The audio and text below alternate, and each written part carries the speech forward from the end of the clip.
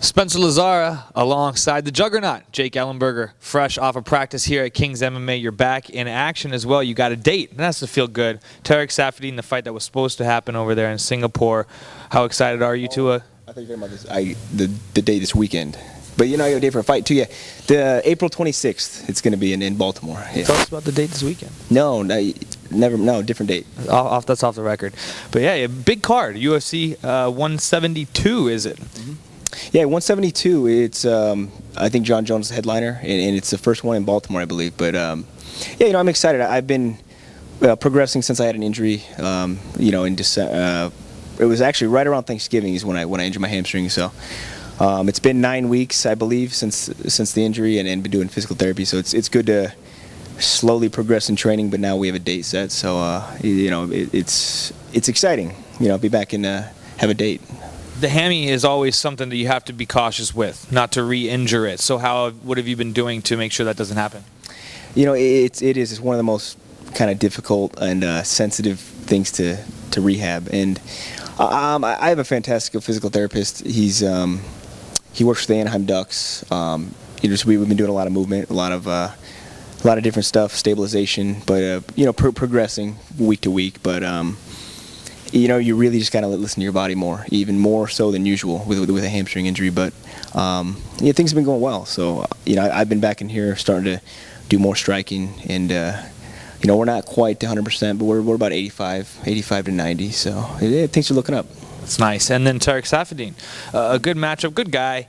He's coming off of a pretty impressive victory, although he was, you know, had some lulls in the fight, I would say. Yeah, nice guy. You know, we went and did a press conference over in Singapore, and why do guys got to be nice that you fight? You know, people say that about me too, but he's a nice guy. Strikeforce champ. You know, he's got a world title, so that's something that I don't have, which I want. But yeah, tough cat. He trains down in Temecula with Dan Henderson and the Team Quest crew. So you know, well-rounded. He's a tough cat, but you know, when you're the best in the world, you got to fight anybody. Yep. He seems to really be utilizing these leg kicks. Seem to be the new thing for him. He stopped guys. He really injured his opponent in this last fight with him. Yeah. You know, I've seen that with when he fought Nate Marquardt, and more recently in his last fight too. He had some pretty brutal leg kicks, but you know, definitely something I got to address going into this fight. But at the same time, you know, he's left himself open for some offense. So we'll put together a strategy. People don't know him as much as some other guys. I know you wanted the Condit fight. It seems like there's more to lose than to gain sort of in a fight like this, even though he is also top 10. Do you feel that way, and were you disappointed when you didn't get that Condit fight and Tyron Woodley got it? You know, I'm, like I said, anybody in the top 10, you know, I was happy to get somebody in the top 10 and not somebody who's, you know, not even in the top 20. So, you know, I can't complain. Again, I can't choose who I fight either, so I was happy with somebody in the top 10. Yeah, and I was pushing for the Condit fight, you know, but again, I'm coming off of a loss to Rory, and now Condit and Woodley are fighting, so you know, and that's a good fight. Unfortunately, when people say, you know, you're only as good as your last fight, in some ways it's true. So you know, Tyron's coming off a win to Koscheck, and I think Condit's also coming off a win, but you know, it's a little frustrating. You know, he's not in the top 10 either. But you know, for me, all I can do is focus on Tarec and move forward from there. I guess timing is what it is. Seems beneficial for Tyron that it's a 3-round fight against Condit. Seems not a guy you'd want to have in a 5-round fight as much. Yeah, exactly. Condit's one of those guys who can consistently keep a high pace, and you know, somebody that you would probably prefer in a 3-round fight. And I don't think has Tyron had a 5-round fight before. I'm not sure if he has or not, but I guess the Marquardt one was a 5-round fight, but it didn't go the distance. Oh, okay. Yeah, I think the 4th round I went into, but yeah, no, and Marquardt too. He's a fantastic fighter. Fun guy to watch. Hopefully he makes a comeback. You know, but speaking of comebacks, Robbie Lawler, what an emergence from this guy coming into your division and making some noise. He's getting the title fight. How do you see those two heavy-hounded southpaws playing out?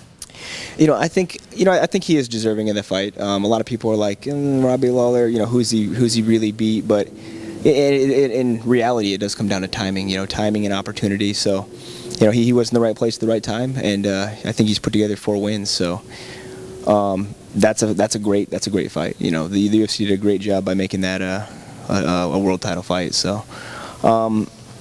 It's hard to count Robbie. It's hard to ever bet against him. He's one of those guys who's got that freak power, and he's knocked out some of the best guys in the world. But I'm leaning towards Hendricks in this fight, just because he probably has more ways to win. But you can't, you can never sleep on a guy like Robbie. Not a guy you see knocked out a lot, but Hendricks does have that wrestling going on a little. Speaking of wrestlers, your brother got signed. What happened there, and when are we going to see him, do you think, in action? Any chance that he'll be on the same card? Yeah, no, my brother's stoked. He signed 4 fights with the UFC. It's kind of been one of those long time coming we've been hoping for, but he's doing well, he's training, he's motivated. I've never seen such a change in his behavior, you know what I mean? He signs 4 fights with the UFC, and the guy's training 3 to 4 times a day, and it's like not even answering his phone, and I'm like, what do you know? I've got to text his wife, what's going on? Oh, Joe's at the gym, this and that. But it's good, though, he's training hard, he's motivated, he's excited, and for me as a fighter, I'm like, to potentially fight on the same card, and just to be, because eventually we will. I'm hoping. I'm not sure if it'll be this next one, but just to fight by his side, it's exciting. So first twins in the UFC, right? We've seen some brothers, but I don't think we've seen twins. I'm not sure. I think so. I wouldn't be the one to ask. I think so, though. I'm not for sure. And is he going to come out here, have camp here, and roast some marshmallows with you, or what? A camp? What? Camp. I texted him and I said, is he going to come out here for his camp? He said, are we roasting marshmallows? What are we doing? Oh, yeah.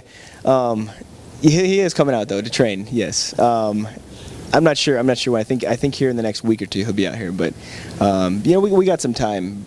So he'll probably fight in April as well. But, he'll be out here in a couple weeks. So, but he's excited, man. He's motivated. Rafael Dos Anjos, just got some good work in with him. I always like watching you guys go when I'm in here, talk about him and his progression. 5-fight win streak. This guy's really been great 2013 and looking to keep it going. Yeah, no, Hoff is a stud, man. He's just a hard worker. Like he's in the gym every day, and it shows. 2 of the guys that I've been working a lot with is Benil and Hoffa, and both fantastic southpaws. They switch stance a lot. Nice for you for your fight. Exactly. And they give me some insight on a lot of things they look for in southpaw, and good preparation for me for Tarec and Hoffa, man. He's looking good though. He's a fun guy to train with. He keeps getting better, and I'm excited for him. I'm excited for the future. He's fun to train with. Check him out at February 22nd, UFC 170. Anything else that you want to say for us, Jake?